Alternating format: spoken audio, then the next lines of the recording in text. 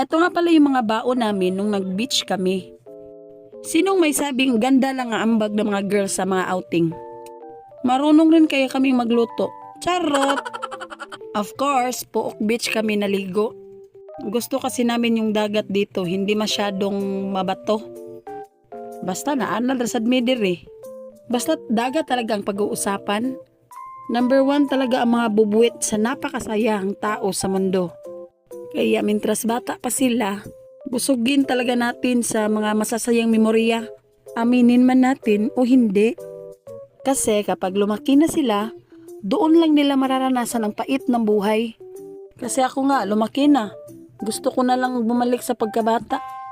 Ang pait man di ay sa kinabuhi kung madagko na ta. Dagko na pud tag problema. Maskara ng baboy ang gisugba namin kasi medyo